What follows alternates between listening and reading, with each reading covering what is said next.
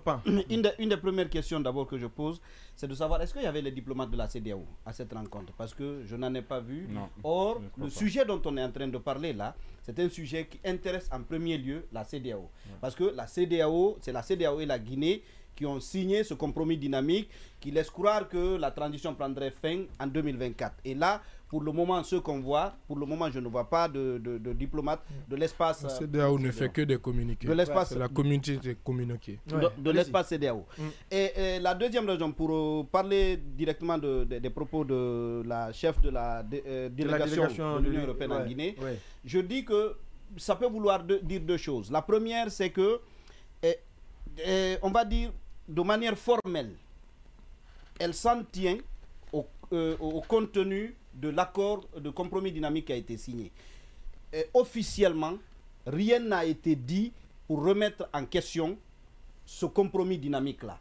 C'est-à-dire parce que nous faisons des interprétations pour dire que le colonel Mamadi Doumbouya n'a prévu que le référendum constitutionnel pour 2024, mais en soi, ça ne veut pas dire que c'est une remise en cause de l'accord dynamique. Donc, quand la diplomate parle, elle ne peut pas se fier à ce à ce qui n'est pas officiel. Donc, pour elle... Oui, d'autant plus que lors d'une de ses sorties sur cette même antenne, Ousmane Gawal Diallo l'a dit, au sortir d'un conseil des ministres, exactement, que le colonel a tapé du poing sur la table, que pas un seul jour de plus après 2024. Voilà, donc le trouvera au pouvoir. Le propos peut être quelque chose de tout à fait naturel.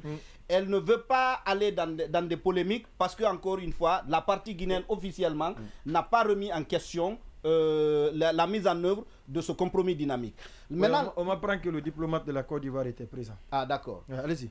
Mais il a été plutôt discret. Ceux qui sont exprimés, c'est ceux dont on a laissé les grands s'exprimer. Voilà. Et la deuxième chose que je voudrais dire, ça peut bien être une mise en garde. La troisième. Ok, la troisième dans ce cas. Ça peut bien être une mise en garde. Marwan a parlé d'inquiétude, mais je pense aussi que ça peut être une mise en garde.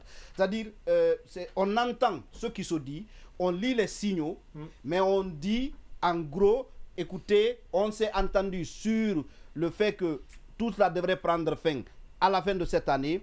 Il faudra s'en tenir à ces engagements-là.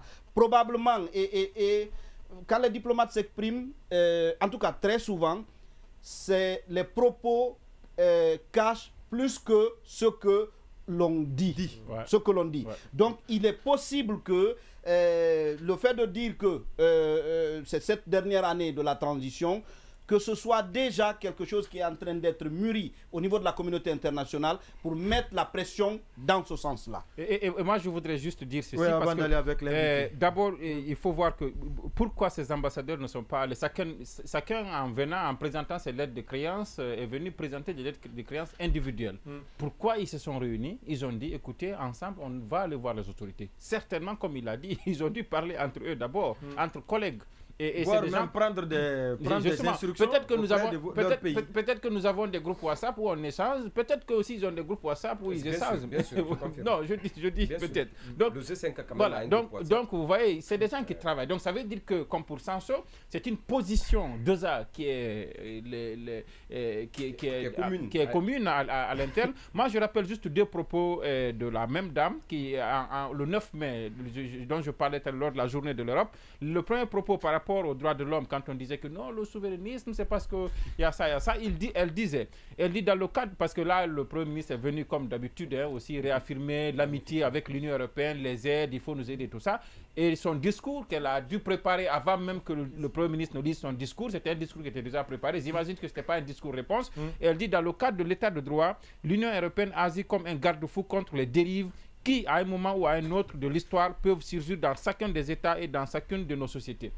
Et donc, ça a été dit aujourd'hui, et ça a été dit aujourd'hui, et lorsqu'aujourd'hui ils constatent que ces mêmes droits de l'homme sont bafoués et qu'ils montent sur leurs grands chevaux et qu'on vient leur dire non, écoutez, on doit vous rappeler parce que vous venez vous ingérer dans la politique intérieure. De l'autre côté, par rapport à 2024, elle le disait là aussi, elle dit, et ça c'était en mai 2023, elle dit, vous savez bien que, et le Premier ministre était présent, vous savez bien que moi, cette année est une année cruciale pour le retour à l'ordre constitutionnel en Guinée. La transition doit permettre l'organisation de plusieurs scrutins en 2024, dont l'élection présidentielle.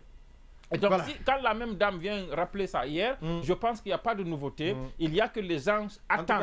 Les gens ne sont pas d'accord, les gens ne sont pas prêts. On souhaite que cette année, cette dernière année de la transition se passe dans le climat le plus paisible possible. Et c'est cette position que tous les acteurs doivent avoir. Et moi, ça me désole parfois quand je vois même des acteurs politiques ici qui sont les premiers concernés, semblent dire oui, bon, d'accord, vous voyez, bon, il n'y a pas de glissement, mais tout porte à croire qu'on pourrait aller vers un glissement. Il faut donc qu'on s'assoie, qu'on en discute. Ça, c'est le discours des gens comme M. Baouri, comme beaucoup d'autres. Ça me désole qu'on trouve toujours une excuse à des choses comme ça, alors que les gens avaient 2 ans pour faire quelque chose qu'ils étaient censés faire en 6 mois ou en 18 mois.